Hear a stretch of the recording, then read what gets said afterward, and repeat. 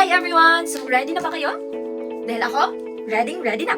So, hello everyone, I am Rochelle Esamutina and I am the reporter for this channel. So, before we start, I have here a 4 picks 1 word. So, sa palagay nyo, ano ang mga larawan na ito? Tama! My topic for today is all about climatology. So, sa palagay nyo, ano nga ba ang klimatolohiya or ang climatology? So, ang klimatolohiya ay ang pag-aaral ng klima at kung paano ito nababago sa paglipas ng panahon. So next is the natural variables that influence our climate. So, oscillations. So, ang oscillation, ito ay ang umuulit na pagbabago ng klima ng daigdig na nag-uugnay sa mga interaction ng kondisyon ng atmosfera at ng karagatan. At nangyayari ito sa mga antas ng geografiya at yugto ng panahon. We have here a 2 oscillations, which are the El Niño and La Niña. So first, dito muna tayo sa El Niño. So, ang El Niño ay tinatawag sa Spanish na little boy. So, ito, ang La Niña, isang klimatikong phenomenon na nag-uugnay sa pagtaas ng temperatura ng tubig sa Pasipiko. So, na maaari itong magdudulot ng tindi ng tagtuyot at nagdudulot ito ng negatibo sa atin. So, sa ilang mga lugar sa mundo, nagdudulot ito ng masasamang epekto dahil maaari tayong mawala ng tubig at marami pang iba. So, kabilang ng mga bansa, nabibilang ang Pilipinas sa merong klimang El Niño. So, ngayon, sa ating panahon, nararanasan natin ang El Niño. So, napakainit, maraming masamang epekto na nagdudulot ang El Niño sa atin. Maaring matuyo ang ating mga lupain, mawala ng mga trabaho ang iba, mawala ng pagkain, at lalong-lalo na ang ating mga palayan, ang ating mga tanim, magiging masama ang kanilang mga bunga dahil sa El Niño. So maraming epekto ang nadala ang El Niño sa atin. So next is the La Niña. So ang La Niña, ito ay tinatawag na little girl in Spanish. Ang La Niña, ito ay isang klimatikong phenomenon na kinasangkutan ng malamig na temperatura. So ito ay malamig na temperatura ng tubig sa Pasipiko na maaaring magdudulot ng pag-ulan at pagbaha sa ilang mga lugar sa mundo. So kasama na rin dito ang Pilipinas dahil kapag tayo ay tinamaan ng La Niña or nagkakaroon ng La Niña sa ating lugar, maaari talaga itong magdudulot ng paglakas na pag-ulan at magiging sanhi ito sa pagbaha. So sa La Niña, mayroon ding mga negatibong epekto at mayroon ding mga positibo. So sa panahon natin ngayon, sa kasalukuyan ngayon, kinakailangan talaga natin si La Niña dahil napakainit ng panahon natin ngayon. So ang hurricane, sa ibang rehiyon, ito ay tinatawag na typhoon or cyclone. So ito ay ito ay malakas na bagyo na nagdadala ng malakas na pag-ulan. So malakas na pag-ulan at hangin. So ito ay maaaring makakasira sa mga ari-arian ng iba, sa mga pananim at sa mga ating ginagawa. Dahil alam naman natin na ang bagyo ay hindi basta-basta. At makaka-apekto talaga to sa mga pag-aaral, sa ating mga ari-arian, sa ating mga ginagawa sa buhay. So, maraming epekto ang malakas na bagyo or isang hurricane. So, next is the pollutant. So, ang pollutant, ito ay isang polusyon. So, ito ay anumang sangkap, sustansya o enerhiya na nagdudulot ng polusyon sa kapaligiran. So, ito ay maaaring likas o hindi likas na gawa ng tao. Dahil alam naman natin ngayon ang mga polusyon or nagiging sanhi ng polusyon ay ang tayong mga tao mismo. Dahil marami tayong mga ginagawang masama or nakakasama sa ating kalikasan.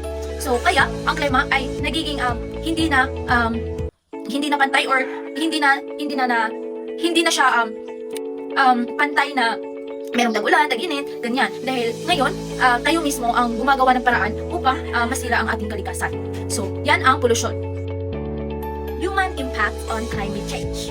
So, greenhouse gases. So, ang greenhouse gases ay ang mga gas sa atmosfera na nagtataguyod ng greenhouse effect at nagpapainit sa ating mundo. So, sa pamamagitan ng pagpapasa ng solar radiation at paghuli ng init sa atmosfera. So, yan ang greenhouse gases. So, meron tayong mga pangunahing greenhouse gases. So, first is the water vapor.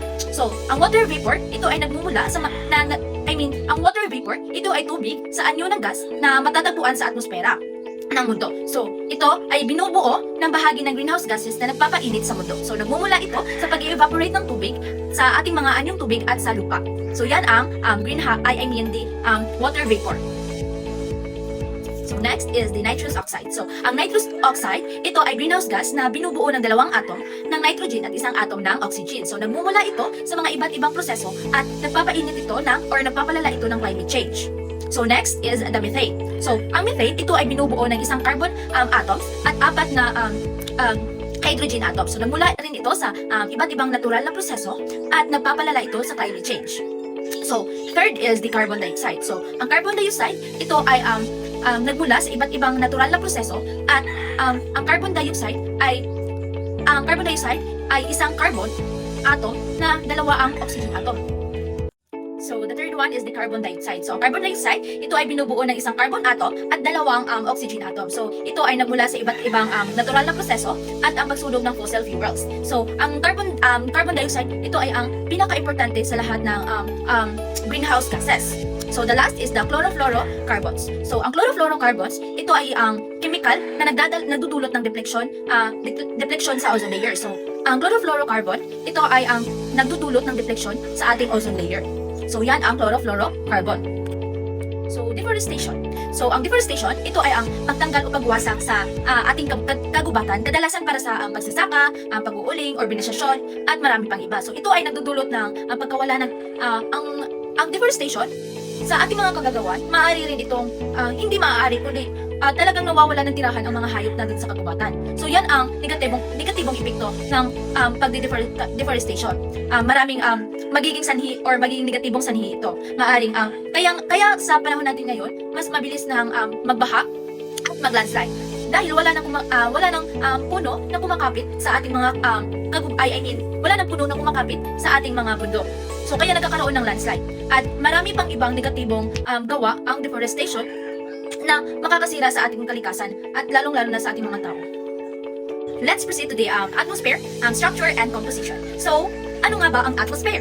So, ang atmosphere ay ang layer ng gas na bumabalot sa mundo. So, ito ay nagbibigay protection mula sa panganib ng ultraviolet rays ng araw. So, nagbibigay rin ito ng kalakasan sa panahon at nagpapahintulot sa buhay na mabuhay sa lupa sa pamamagitan ng pagtulong sa pananatili ng tamang temperatura dito sa ating mundo. So, yan ang atmosphere or atmosfera.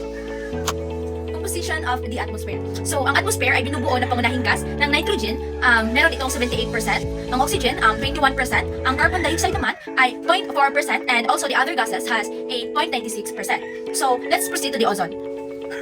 So, ang ozone, ito ay binubuo ng tatlong oxygen molecules sa stratosphere. So, ito ay mahalaga dahil nagbibigay proteksyon laban sa UV radiation na napipisil sa malubhang epekto nito sa ating kalikasan at sa ating kalusugan. So, ang ozone layer, halimbawa, ito ang Earth, nandito ang Earth. Tapos, nandito ang ozone, tapos nandito ang radiation. So, nagproprotekta ang ozone layer sa ating mga tao, sa ating kalusugan at sa ating kalikasan dito sa mundo na ating tinitirahan. So, yan ang ozone or ang ozone layer natin.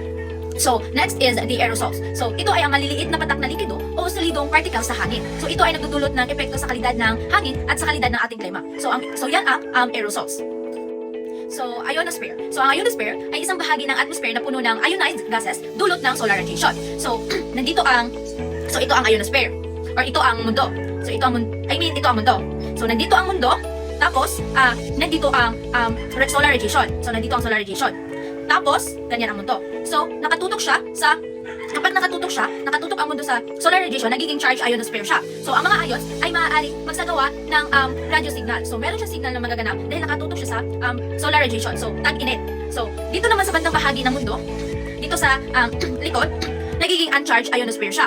Dahil, ang signal ay maaaring mahina o mawala. So, ang bahagi na ito na hindi nakatutok sa solar radiation, ang bahagi na ito ay gabi. So, yan ang uncharged ionosphere. So, yan lamang po ang aking topic for this day. Thank you so much and thank you for watching.